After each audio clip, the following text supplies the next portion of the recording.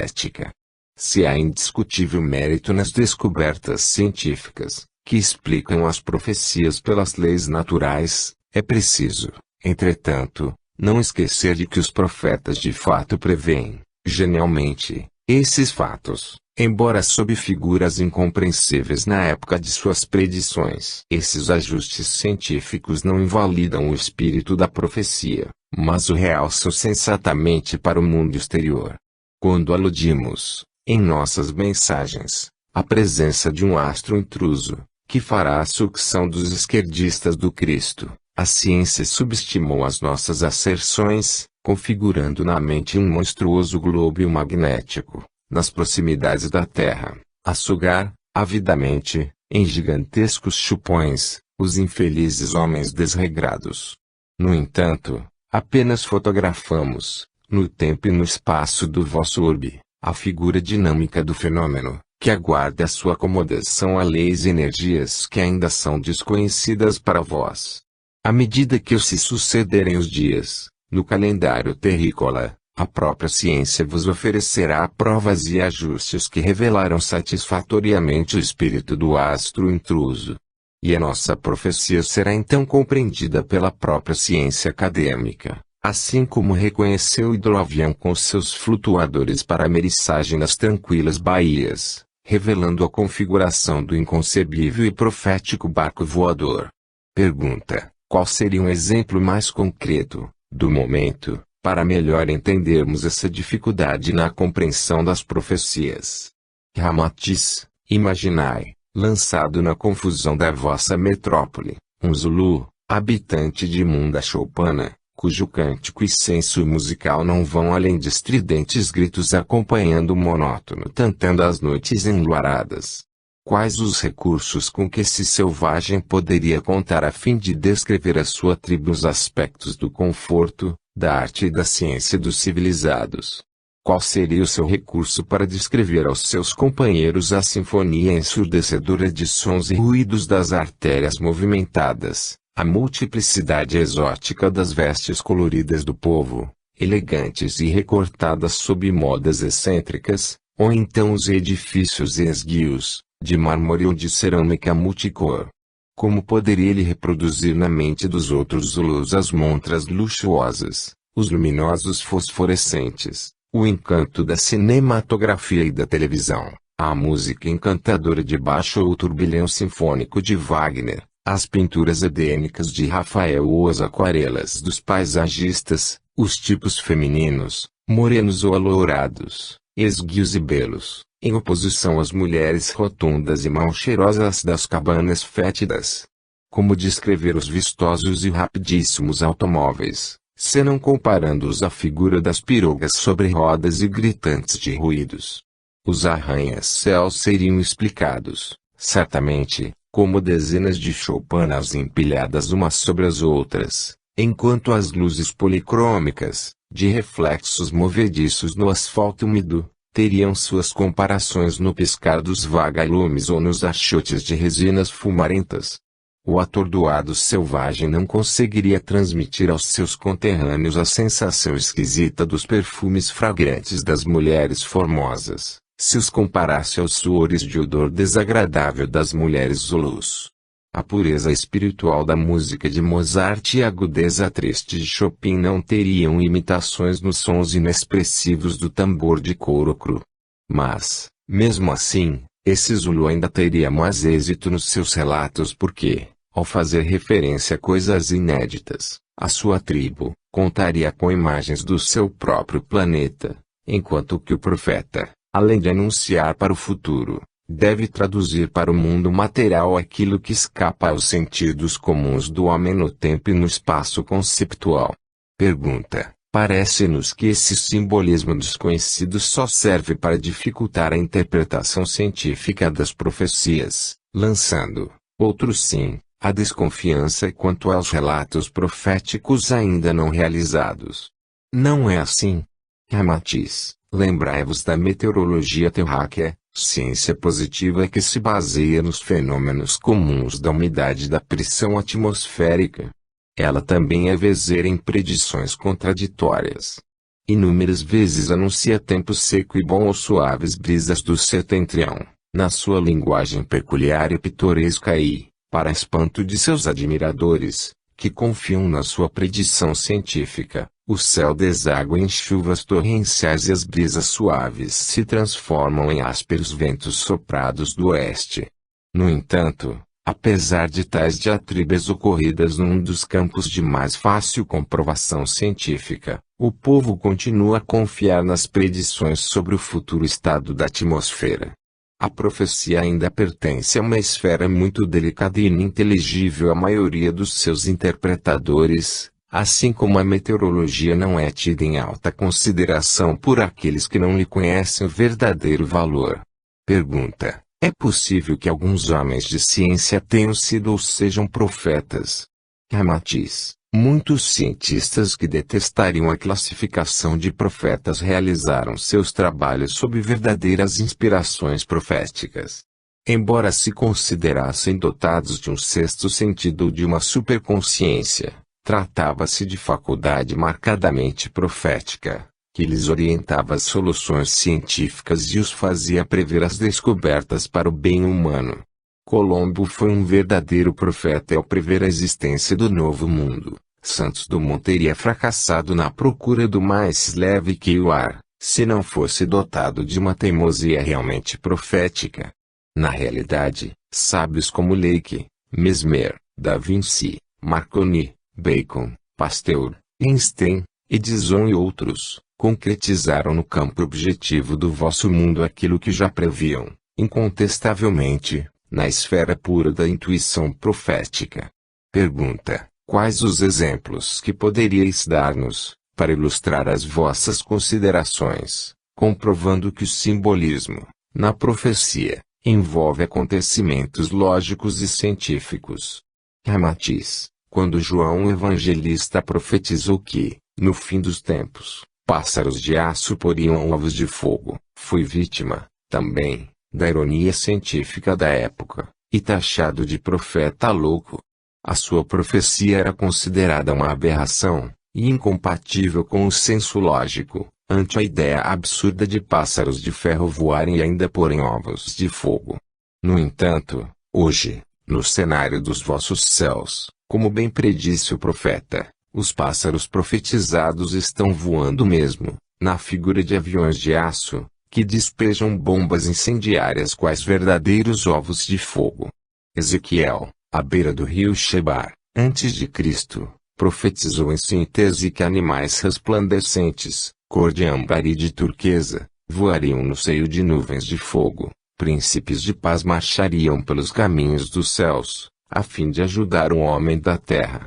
Essas predições, devido ao seu exotismo, deveriam ter provocado grande celeuma e protestos por parte da ciência acadêmica da época. Entretanto, as aeronaves interplanetárias, com os seus campos radioativos e resplandecedores, tripuladas por príncipes de paz que habitam outros planetas nos caminhos do céu, não tardarão em vos provar que o visionário Ezequiel tinha grande razão quando, há 2000 anos, profetizava esses acontecimentos para o vosso século.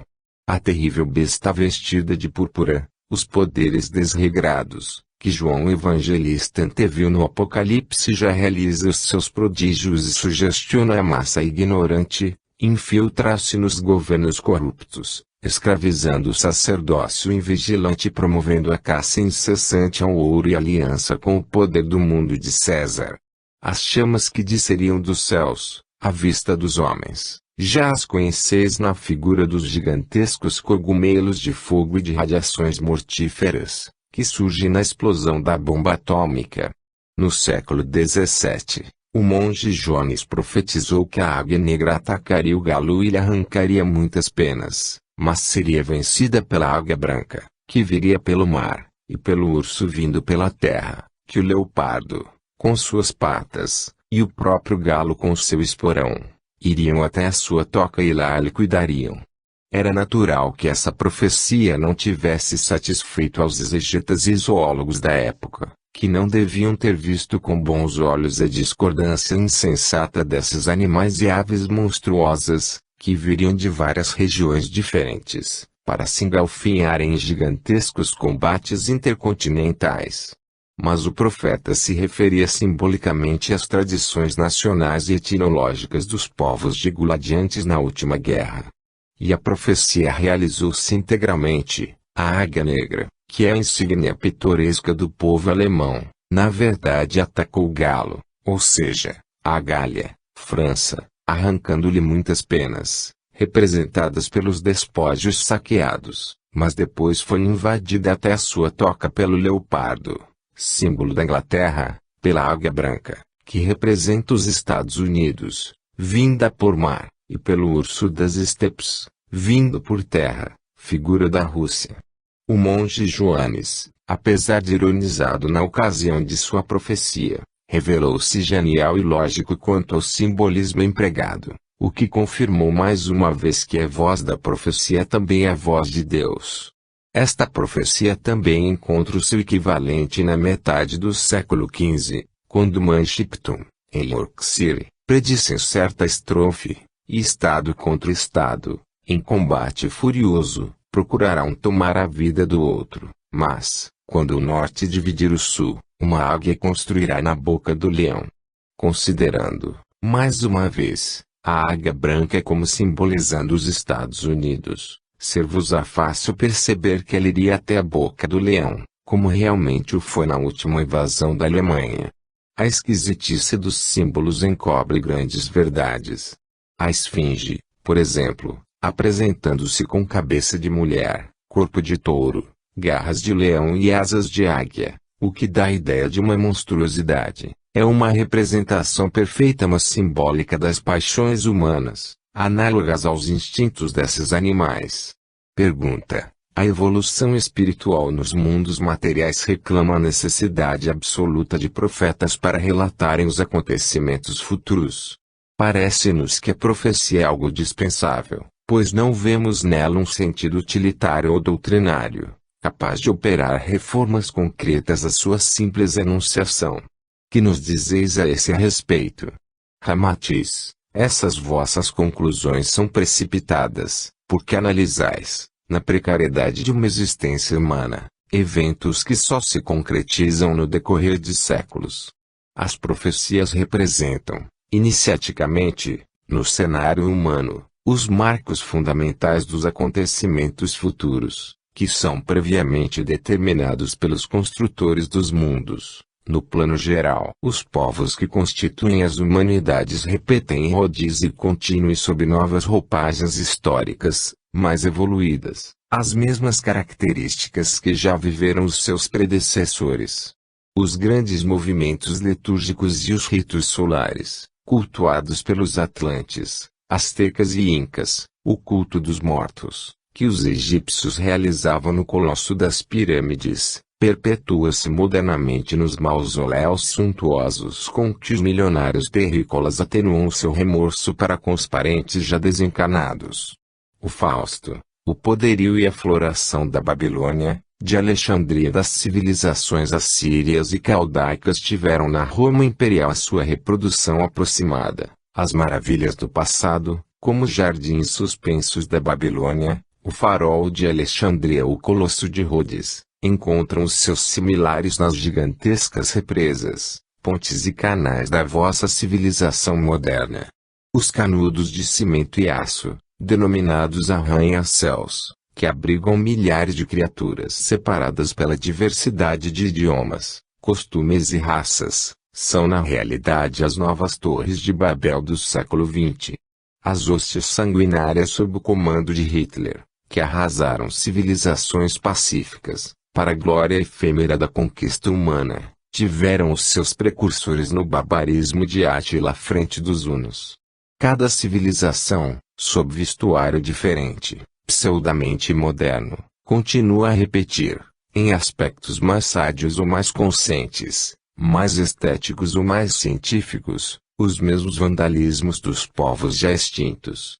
As célebres colônias nudistas, para as quais se invocam altas razões de higiene e de estética corpórea, apenas sublimam, em recalque atávico, o gosto antiestético da nudez das tribos primitivas. Os magníficos ginetes de pura raça, oriundos da Arábia, ajaezados de ouro e prata, que faziam as delícias dos fidalgos do passado, exaltam-se, atualmente, na figura ostensiva dos automóveis caríssimos e luxuosos, que transportam bugres civilizados. O fumo e as ervas que o pachorrento cacique e o pajé mascava de cócoras transformaram-se em vistosos charutos Havana, que se encenaram sobre o babar e a respiração ofegante dos felizardos do livro de cheques. Pergunta, entretanto, verifica-se acentuado progresso naquilo que a humanidade repete sob as formas modernas, não é assim? Ramatiz, sim, mas o progresso espiritual fica atrofiado, em virtude da viciosa e epicurística sublimação dos velhos costumes e desregramentos do passado. Os sangrentos festins de carne humana, que se seguiam à ruidosa festa primitiva dos bugres embriagados pelo milho fermentado, exaltam-se modernamente nos banquetes pantagruélicos de suínos, bois, carneiros e fazões adornados, com que os políticos felizardos provocam emoções gastronômicas, de mistura com o alcoolismo disfarçado no champanhe caríssimo e nos rótulos fascinantes do uísque embriagador. Enquanto os bugres soavam por todos os poros, entre gritos e uivos histéricos, os convivas modernos transpiram sob o traje a rigor, estrugindo palmas e vivas na prodigalidade de elogios aos seus anfitriões bafejados pela sorte. Os antigos circos romanos, dos gladiadores ferozes, ou dos cristãos ensanguentados, ainda encontram hoje, no ringue brutal ou nos campos de futebol indisciplinado, a sua similitude e a sua sublimação compensadora do cruel recalque interior. Os templos modernos, luxuosos, repletos de ídolos fabricados sob encomenda, superam o próprio Fausto e a suntuosidade do paganismo antigo, permanecendo como remanescentes do culto a Júpiter, a Diana, a Minerva e a Vênus ou aos deuses ferozes do politeísmo de antanho, onde Moloch imperava faminto de sangue. As melodramáticas filas de noivado, que marcavam os costumes tradicionais de certos povos às vésperas do casamento festivo, repetem-se, modernamente, na comprida fila de veículos luxuosos que acompanham velozmente o risonho casal de nubentes. Algumas monarquias pomposas, ainda existentes na terra, copiam rigorosamente o gosto infantil que os antigos silvícolas revelavam pelas cores berrantes, pelos berloques e os vestuários burlescos de suas cerimônias primitivas. Os debrons dourados, os paramentos agaloados e os vistosos mantos crivados de insígnias principescas, que os seres vestem melodramaticamente, ainda são a sublimação do Fausto dos últimos faraós ou dos reis assírios, onde o botão mal polido, no casaco senhorio, era crime passível de morte para o infeliz escravo negligente. Pergunta: como pode o profeta saber que as contínuas repetições de emoções e caprichos de outras épocas implicam em mudança radical do nosso mundo? Os desregramentos de apenas alguns povos, no passado, autorizam a que se pense na possibilidade de um desregramento em toda a terra. Ramatiz, o profeta sagaz, com auxílio do alto e a confirmação astrológica dos fatos já decorridos, prevê com êxito quais as mutações prováveis na psicologia da humanidade futura. Verifica, então, que são apenas os cenários físicos que oferecem modificações importantes, porquanto os agrupamentos humanos vivem semelhanças do antanho. Meditando sobre as catástrofes da Babilônia, de Sodoma, de Gomorra ou Pompeia, como verdadeiros fins de mundo locais, os profetas verificaram que todos os povos são portadores de certa dose de desregramento, que se pode desenvolver perigosamente, principalmente com facilidade de comunicações, que se acentua século por século. O intercâmbio humano, cada vez maior, termina entrelaçando e superexcitando mais facilmente os povos entre si, favorecendo as fases de saturação perniciosa coletiva, global, como a que ora se estende na vossa humanidade.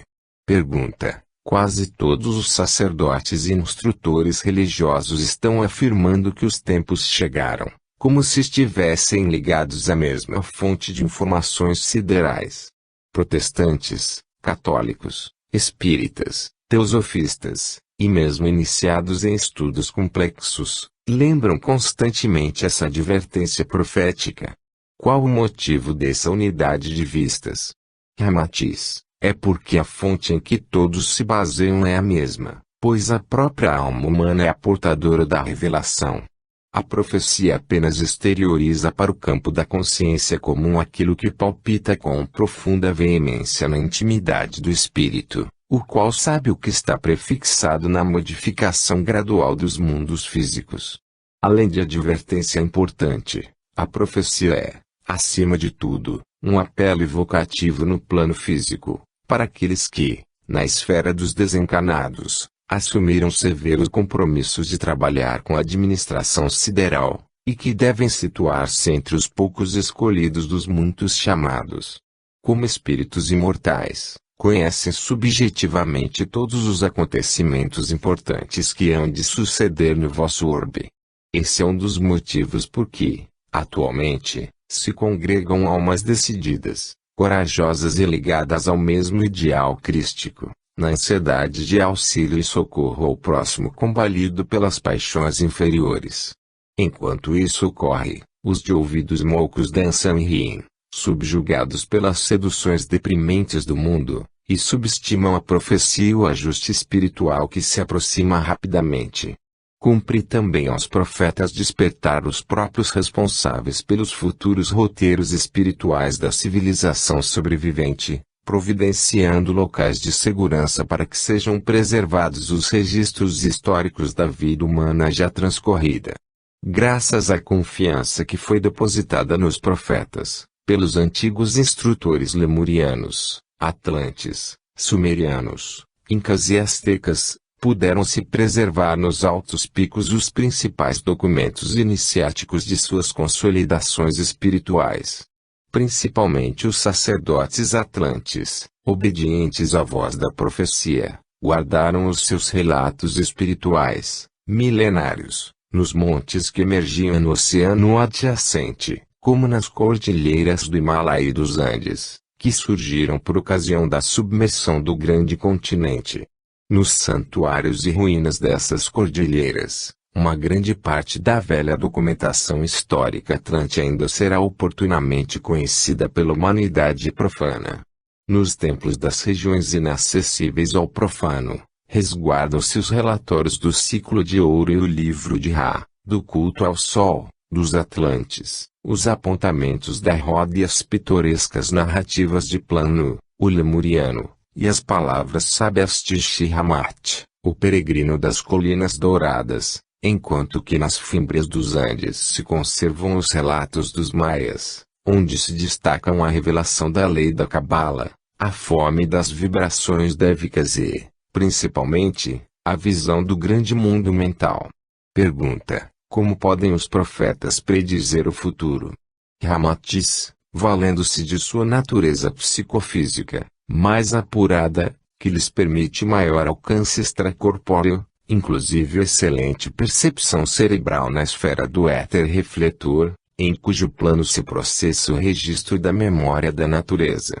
Em alguns casos, como nos de João Evangelista, Daniel e Ezequiel, os mentores siderais resumem os acontecimentos futuros e os sintetizam no campo etéreo-astral dos profetas que, então, vivem em si mesmos esses fatos. Como não os podem descrever sob a linguagem exigida pela ciência acadêmica, os envolvem com figuras alegóricas que melhor recordem o espírito da predição. É por isso que João Evangelista menciona o sangue como símbolo do instinto animal, a púrpura como os poderes aristocráticos do mundo, o dragão como a violência e a brutalidade da matéria, a serpente configurando a astúcia, a perfídia, a tentação humana, e a besta como desregramento sem conta. O profeta é criatura normalmente dotada de um sistema admirável de chakras bem desenvolvidos e fatamente luminosos, na figura de centros de forças distribuídos à periferia do corpo etérico, que é o intermediário entre o plano invisível e o físico. Uma vez que nos registros acásicos do éter cósmico se grava desde a queda de uma folha de árvore até o nascimento e a extinção de uma galáxia, inclusive os detalhes dos planos futuros elaborados pelos arquitetos do cosmo, os profetas se colocam em contato com essas matrizes etéricas e trazem para o estado de vigília, graças aos seus chakras apuradíssimos, os eventos que ainda estão fora do conceito de espaço e tempo. Pergunta: podeis dar-nos um exemplo mais objetivo, mesmo rudimentar, para que melhor compreendamos as vossas elucidações anteriores? Ramatiz: se estivesseis colocados no alto de uma torre, sobre uma colina, e observasseis dali dois veículos que subissem velozmente as encostas, em sentido oposto, poderíeis profetizar, com segurança, um inevitável choque entre ambos, no topo da colina. Entretanto, os condutores dos veículos, que só perceberiam o acidente na hora exata de sua ocorrência, haveriam de ficar extremamente surpresos ante a vossa afirmação de que já sabíeis do choque antes que ele tivesse lugar. Mas seria apenas a posição estratégica, ao vos encontrardes no alto da torre e abrangerdes maior área do que vinha acontecendo, que realmente vos permitiria saber de um choque que ainda estava no futuro. Os profetas emergem para além da esfera comum da rotina humana e observam, na sequência matemática dos planos siderais, as causas exatas dos acontecimentos que se estão desdobrando para o porvir. Pergunta: a fim de melhor entendermos esse assunto, poderíeis dar-nos alguns esclarecimentos sobre o que vem a ser os chakras? Ramatiz: os chakras, que se distribuem à distância de alguns milímetros acima do corpo etérico, são centros que canalizam energias do cosmo, de várias espécies, que diferem em vibrações, cores e ondulações, segundo o modo de se comportarem em cada região de intercâmbio astro-etéreo humano. São forças que fluem pelos corpos vivos, a fim de os manterem em atividade e contínuo progresso. Derivam-se de todos os pontos, do Sol, da Terra, dos astros circunvizinhos ou das infinitas combinações que se processam no éter cósmico. O vocábulo chakra provém da língua sânscrita e se traduz como roda um disco giratório, espécie de pires que se move lenta ou velozmente, emitindo fulgores rutilantes e ampliando-se de 5 até 15 centímetros em seus diâmetros. Assemelham-se, por vezes, a pequeninos sóis, que cintilam sob o influxo de energias provindas das mais desconhecidas regiões da vida cósmica. Como as faculdades psíquicas dependem muitíssimo do funcionamento dos chakras, para se manifestarem a contento no mundo físico, é óbvio que o desenvolvimento de cada chakra está em perfeita relação com a evolução da própria faculdade psíquica a que lhe seja correspondente.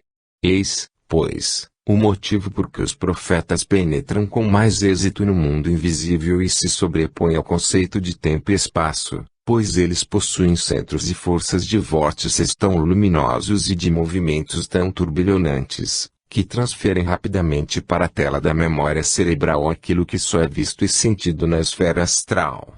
Os chakras, quando completamente desenvolvidos, permitem que o cérebro recorde integralmente as ocorrências percebidas nos mundos extraterrenos.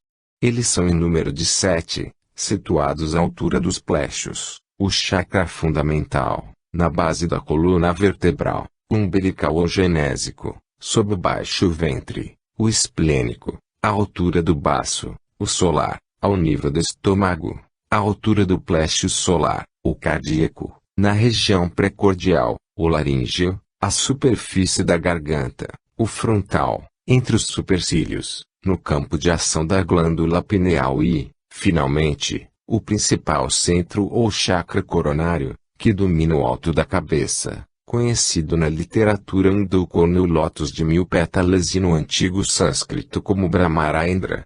Enquanto os plexos que se distribuem pelo corpo físico, na conjunção de nervos e gânglios do sistema nervoso, disciplinam a vida vegetativa do metabolismo organogênico, os chakras são apenas os centros dinâmicos que regulam a força do espírito na distribuição de energias no corpo etérico. em concomitância com a ação do plano astral.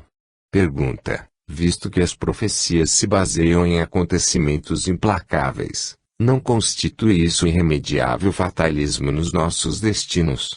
Ramatiz: o fatalismo, nesse caso, será apenas a sequência disciplinada na consecução dos planos traçados pelos mentores, que temos graciosamente denominado de engenheiros siderais, e que operam sob a égide do pensamento augusto do Criador.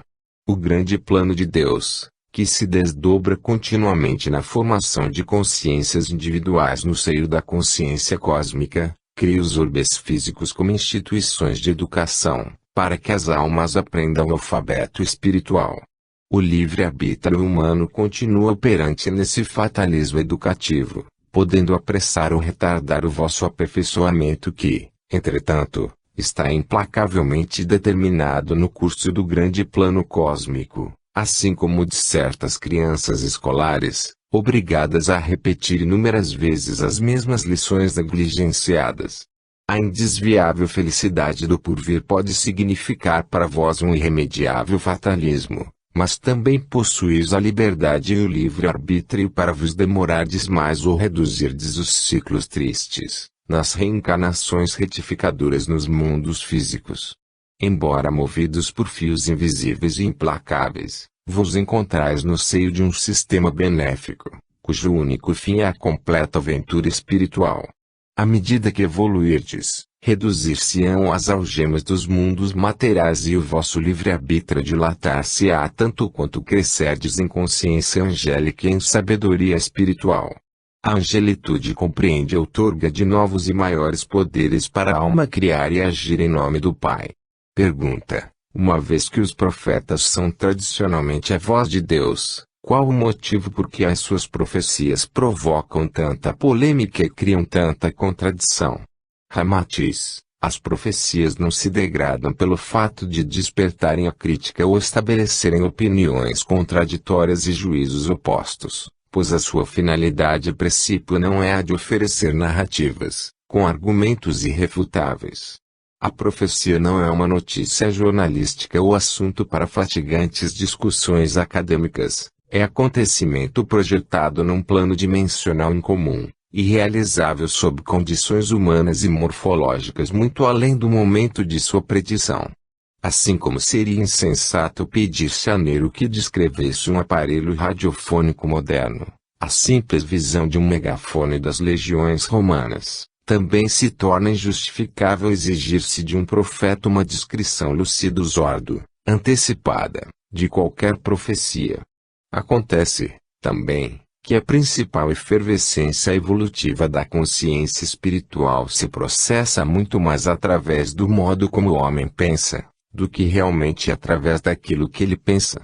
O exercício mental, o dinamismo inquieto, instável, e a reação contínua e interior do espírito têm para o homem mais importância do que mesmo a precisão daquilo que lhe serve de objetivo.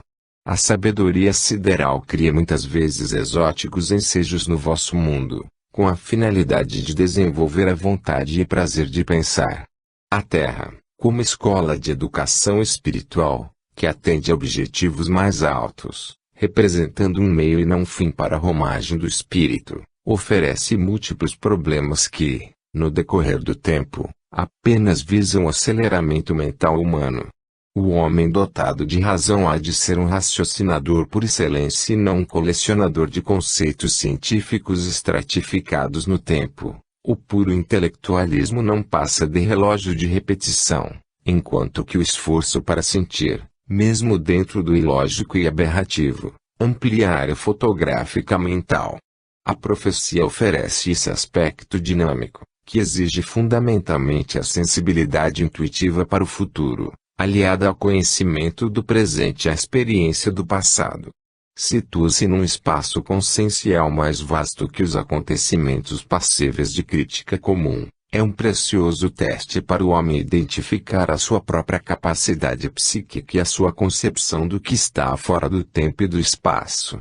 Entre o lógico e o ilógico, o sensato e o aberrativo, surge a oportunidade de o próprio crítico avaliar o seu poder de vaticínio e de receptividade espiritual. aquele que pressente e prediz, sobre um raciocínio aquecido pela sensibilidade intuitiva, legando ao futuro vaticínios que se comprovam pela própria ciência, leva palmo da vitória sobre os cérebros mais argutos do puro academismo do mundo. Há mais genialidade em se predizer a figura do Carvalho, pela simples visão da bolota, do que em fotografá-lo depois de crescido. No primeiro caso, a alma revela a consciência dinâmica que conceitua antes da negativa. No segundo, acorda do seu torpor sistemático e apenas redescobre oficialmente aquilo que já havia sido descoberto sob o empirismo mental daqueles que abrangem o porvir. Os profetas, no modesto simbolismo humano de serem a voz de Deus, relatam fora do tempo e do espaço e, assim como o Criador, que se situa fora desses conceitos terrícolas, também se servem da alegoria das formas provisórias para desenvolverem a dinâmica da alma. Pergunta: os profetas sabem, antecipadamente, que os cientistas hão de duvidar de suas profecias, e deixam entrever alguma advertência a esse respeito. Ramatiz: para provar-vos que os profetas e os videntes preveem as dúvidas da ciência, assim como a advertem, em seus relatos proféticos, de que serão contestados antes de suas completas conclusões, reportamo-nos a Nostradamus que, na carta a Henrique II, centúria 56 a 57, assim se expressa: então, tendo o grande Deus eterno cumprido todos os seus desejos, as coisas não se sucederão de outro modo, apesar das equívocas opiniões contrárias, que cedem sempre a todas as razões naturais dos sonhos proféticos. Alhures, ele ratifica o seu pensamento, quando na centúria 3 a 34 diz o seguinte: quando o Sol ficar completamente eclipsado, passará em nosso céu um novo corpo celeste colossal, que será visto em pleno dia, mas os astrônomos interpretarão os efeitos desse corpo de outro modo, por isso, ninguém terá provisões em face da penúria. Não há dúvida de que Nostradamus vos está advertindo da tradicional desconfiança do homem demasiadamente apegado aos postulados científicos. Ele prevê, indubitavelmente, que os cientistas repetirão outra vez a mesma descrença que já manifestaram na Lemúria e na Atlântida, hão de desconfiar da predição do astro intruso, que se aproxima da Terra, de cuja dúvida resultará a imprudente falta de reservas alimentícias à humanidade. Na realidade, a aura magnética desse planeta, em conjunção com a Terra, o Sol, a Lua, e outras influências astrais adjacentes, será igual a gigantesco refletor de magnetismo aquecido, resultando lamentável aridez na parte do vosso globo que ficar mais exposta às consequências catastróficas do fim dos tempos. Já tivemos ocasião de dizer-vos que, quando Noé anunciava o dilúvio, os cientistas também riam e o povo dançava, demonstrando a sua ligação completa com a futilidade e o prazer provisório, apesar das advertências sérias do momento. No entanto, a Atlântida submergiu-se rapidamente, sob o clamor humano daqueles que antes riam e zombavam, impossibilitados de substituir em tempo o riso tolo pelas lágrimas ardentes. Pergunta: desde que as próximas catástrofes e inundações, decorrentes da verticalização do eixo da Terra, estarão ligadas ao karma implacável da nossa humanidade, essa falta de alimentação não representará, também, um fatalismo já previsto no mecanismo dessa expiação? Que adiantariam providências para reservas alimentícias, ante a impossibilidade de se lutar contra esse destino fatal? Ramatiz: à medida que a consciência humana se desenvolve e adquire noções de alta espiritualidade, diminui a necessidade dos recursos dolorosos que devem motivar-lhe a purificação do espírito. A compreensão e a boa disposição para se auscultar a voz profética dos enviados do alto revelam um sentido psíquico superior, contrário à gelidez da negativa científica. O homem sempre resgata a sua imprudência em qualquer setor da vida espiritual. Seja na terra ou no espaço, a imprudência e a invigilância geram frutos idênticos. Ante a sistemática reação cética da ciência para com aquilo que foge aos seus postulados conhecidos, os mestres espirituais servem-se dos profetas para advertir e aconselhar quanto às providências mais sensatas que a humanidade deve tomar no mundo das formas. Desde que os homens subestimem os avisos e negligenciem quanto às providências alvitradas, cumpre-lhes sofrer as consequências. Que culpa têm esses mestres de que, após advertências de quase 2000 anos, quanto aos acontecimentos trágicos que se aproximam, ainda duvideis de sua concretização? Resta-vos, então, um só caminho: sofredes as consequências das equívocas opiniões científicas, como bem vos lembra o sibilino Nostradamus. Pergunta: poderíeis dar-nos um exemplo de qualquer acontecimento semelhante, em que houvesse sido aliviada a tragédia, devido a providências tomadas em tempo, sob a advertência da profecia?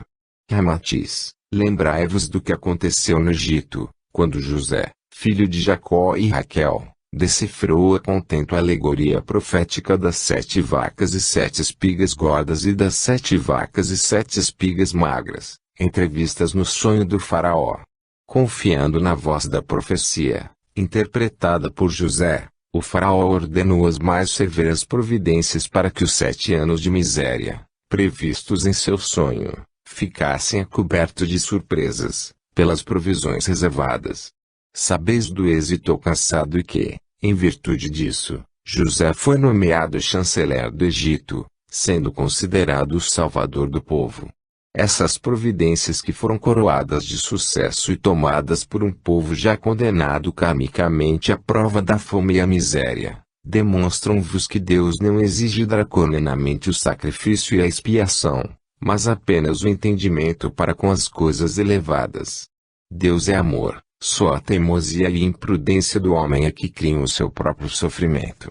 O vosso mundo está farto de avisos de espíritos que, em sessões ou em sonhos, vos advertem de certos perigos e crimes contra a vossa integridade física. No entanto, a maioria repete esses avisos displicentemente e continua a caminhar indiferente ao encontro da tragédia anunciada.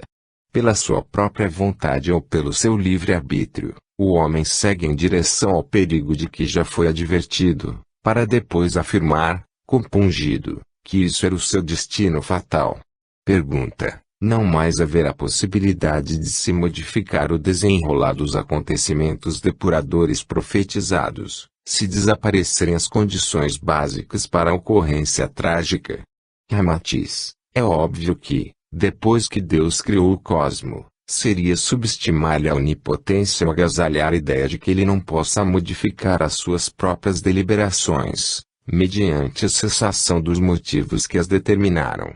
A suprema lei é imutável e dela se derivam as leis e os princípios menores, que regem todos os eventos do porvir, mas é lei criada por Deus, passível, portanto, de sua própria intervenção quando assim julgue conveniente.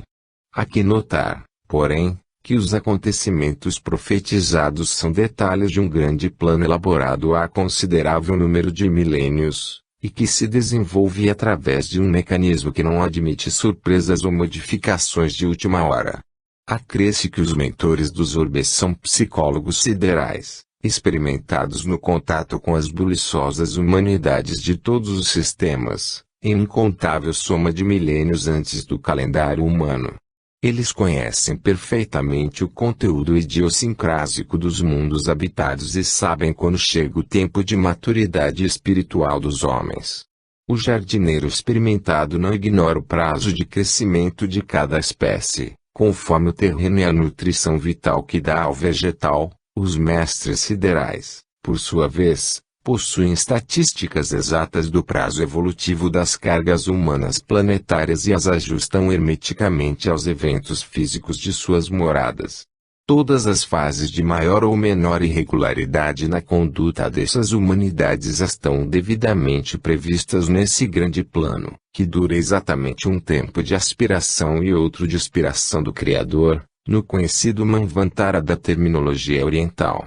Em consequência, não há antecipação de maturidade nas humanidades, nem desaparecem, por isso, as condições básicas para a concretização profética. O binômio homem-natureza só atinge os ciclos preditos de juízo final exatamente no seu fim de tempo.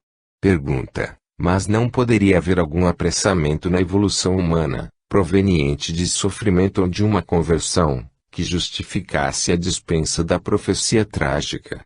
Ramatiz: sim, mas seria um acontecimento de ordem fragmentar e local, algo que não exigisse modificações no ritmo sideral do grande plano, e que se situasse à parte dos movimentos planetários e das rotas siderais. Pergunta: poderíeis relatar-nos algum fato dessa natureza? Ramatiz: ocorreu em Nínive, a cidade corrupta dos assírios que, apesar de predito pelos profetas abalizados da época seu completo aniquilamento, deixou de ser completamente destruída graças à conversão sincera e imediata de sua população, que se entregou completamente aos bens morais do espírito, repudiou o vício e fez penitência. Mas tratava-se de profecia local e de um grupo de criaturas de costumes afins e é parte da humanidade, um povo condenado a duras provas e já situado karmicamente na convergência de previsto abalo sísmico, que a engenharia sideral sustou a tempo. Pergunta: nesse caso, houve derrogação das leis costumeiras, que a tradição espiritual afirma que são imutáveis? Ramatiz: imutáveis são também as leis que regem o vosso psiquismo em relação ao corpo físico. Quando vos dessegrais mentalmente, a lei imutável dessa relação psicofísica costuma criar-vos a enfermidade orgânica. No entanto, essa mesma lei proporcionava harmoniosa saúde a Jesus. As leis imutáveis não são alteradas, mas diversamente aplicadas, pois o desregramento de Nínive estava pedindo a reação da lei predita pela profecia, assim como as criaturas cruéis fazem jus às predições da maldição alheia, e as amorosas aos vaticínios das bênçãos do próximo. A mesma lei de eletricidade, que transforma o fogão elétrico em produtor de calor, quando diversamente aplicada produz o gelo no refrigerador. Nínive era apenas um órgão da vossa humanidade terráquea que, por ter se ajustado ao ritmo normal do grande plano, dispensou o sofrimento para a drenação das toxinas mentais perigosas ao conjunto espiritual. Enquanto Nínive pôde ser atendida em curto prazo, qualquer outra modificação no corpo total do vosso globo exigiria mais tempo para um novo ajuste no grande plano. As formas materiais e a crosta dos mundos, como produtos do pensamento e da vontade do Criador, significam-lhe as vestes exteriores do seu espírito eterno. Elas podem sofrer modificações em suas rugas, sem que por isso haja derrogação das leis imutáveis. Pergunta: quando, há 2000 anos, Jesus previu que o fim dos tempos seria de dores e sofrimentos, não poderia ter se equivocado se a humanidade terrícola se convertesse antecipadamente, como se deu com o povo de Nínive. E isso não implicaria em urgentes modificações nos planos siderais, para assustar-se o juízo final já desnecessário terra.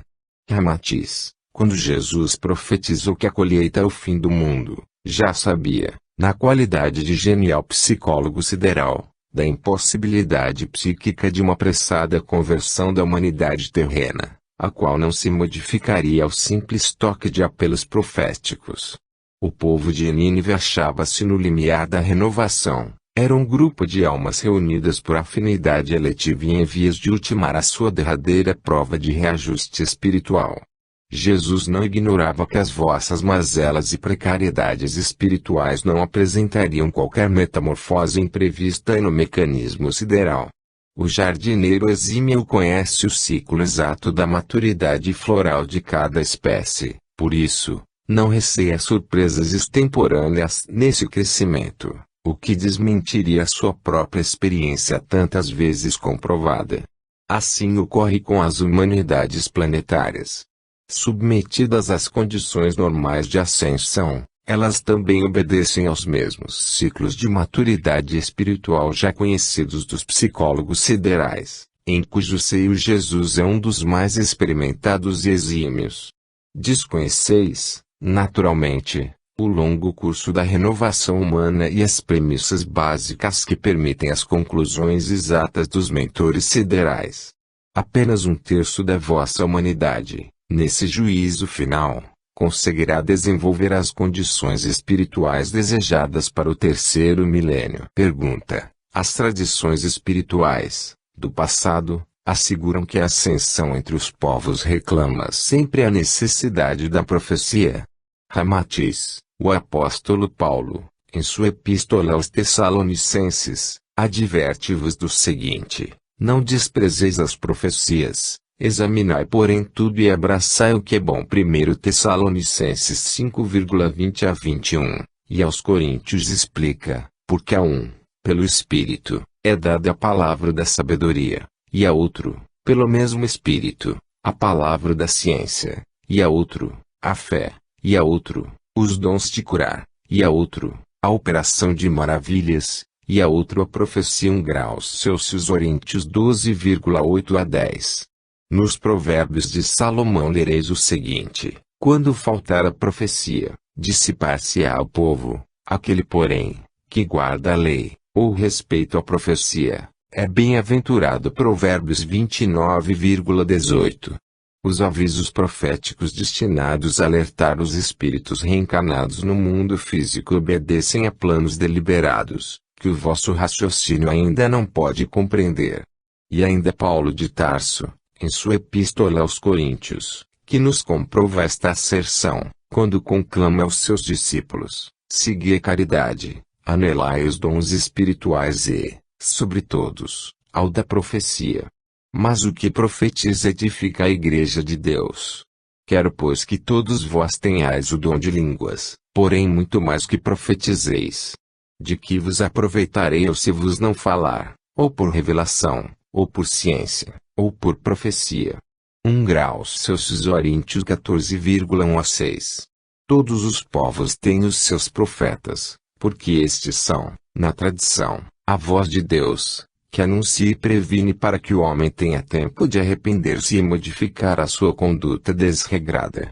O Criador, magnânimo e justo, além de conceder longos prazos para que seus filhos negligentes se convertam à realidade superior do Espírito, ainda os adverte, pela profecia, dos acontecimentos trágicos já determinados e que pedem a renúncia às paixões perigosas para a felicidade espiritual.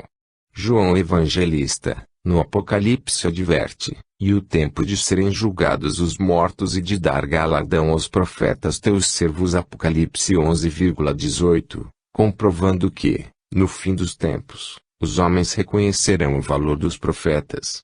Daniel, profeta sensato, em seu livro constante da Bíblia, afirma que o Senhor lhe dissera: Daniel, feche estas palavras e sela este livro profético até o fim dos tempos, pois muitos passarão, embora lendo-o, e a ciência se multiplicará. Daniel 12,4.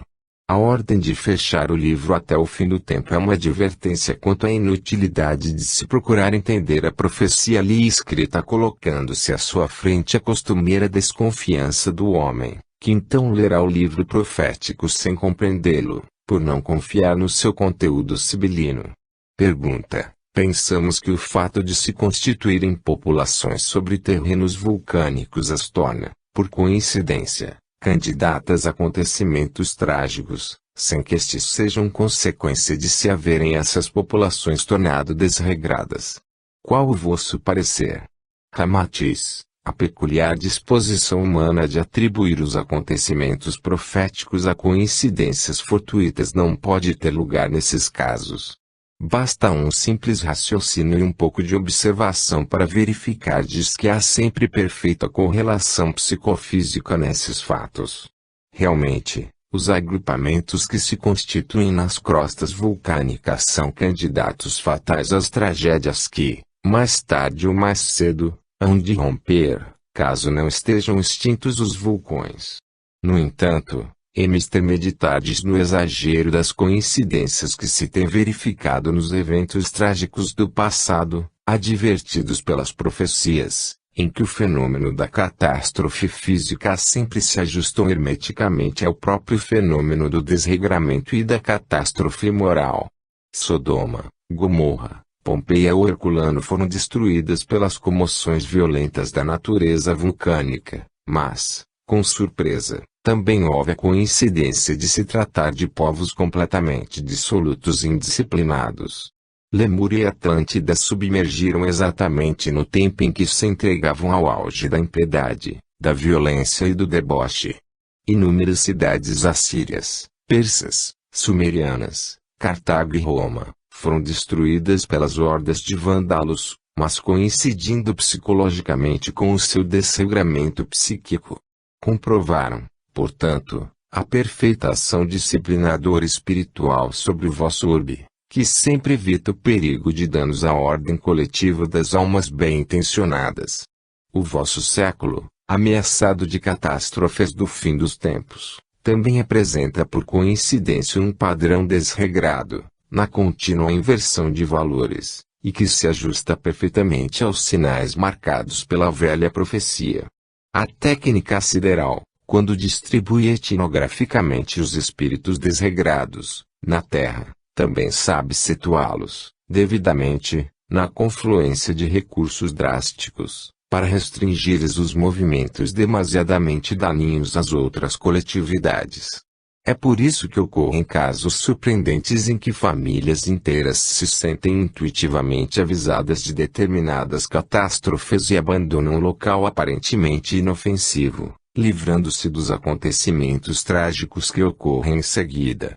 E a intervenção justa do alto que as afasta do local em que não lhes cabe a prova dolorosa nem a morte trágica. Pergunta: mas no caso de Nínive que, apesar das profecias abalizadas, não foi destruída, os profetas não ficaram porventura desmoralizados? Ramatiz: não, porque os profetas prediziam que Nínive seria destruída caso não se penitenciasse imediatamente.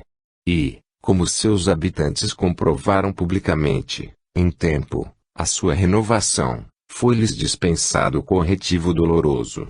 E assim não houve desmentida aos profetas. Pergunta: não pode haver injustiça do alto uma vez que, na hora dos eventos trágicos, podem ser envolvidos inocentes e pecadores, já que os agrupamentos humanos são constituídos de espíritos bons e maus, em mistura heterogênea? Ramatiz: afora os missionários, que descem voluntariamente para missões sacrificiais, a fim de auxiliarem os desesperados de última hora, todos os outros seres que estão no vosso mundo correspondem exatamente às suas necessidades evolutivas e purificadoras. Os inocentes não descem à Terra nessas ocasiões e se situam em esferas de padrão vibratório muito além do que imaginais. Sob as mesmas dores variam os caracteres, sem que haja injustiça. É o cumprimento da lei kármica que ajusta à criatura as provas decorrentes de sua própria incúria passada. No vosso mundo, o câncer tanto ataca o bandido como o sacerdote, a criança inocente como o velho pecador, o mestre hindu como o analfabeto espiritual, a mulher santa como a meretriz. O karma, como lei inflexível mas justa, sabe conduzir ou afastar das provas dolorosas e imerecidas aqueles que a isso fazem jus. Esqueceis de que a forma carnal é apenas o prolongamento do comando psíquico daqui, o qual age pelo mundo interno e logra sempre êxito, apesar de o reencarnado ignorar comumente o seu destino. Pergunta: poderíeis citar os nomes de alguns profetas tradicionais, do passado, que foram portadores de credenciais favoráveis? Ramatiz: entre os profetas longínquos, alguns que previram os pródromos do que ocorreu na Lemúria, na Atlântida e nos primórdios da raça atual, distinguimos a generalidade dos que na Terra ficaram tradicionalmente conjugados à casta dos profetas brancos, que abrange todos os profetizadores do Velho e do Novo Testamento. Há que recordar os flamíneos, herdeiros iniciáticos dos videntes da Colina Dourada, mas, acima de tudo, o inigualável Antúlio de Maetel, o sublime instrutor Atlante, consagrado filósofo e vidente das portas do céu. Antúlio foi o primeiro depositário, na Terra, da revelação do cosmo, precedendo a Moisés em milhares de anos. Sob a inspiração das cortes celestiais, criadoras dos mundos, ele deixou um magnífico tratado de cosmogênesis, no qual descreve a criação da nebulosa originária da vossa constelação solar. Cabe-lhe a primazia de haver descrito a maravilhosa tessitura dos arcanjos e dos devas, com suas roupagens planetárias policrômicas, onde o iniciado distingue perfeitamente os campos resplandecentes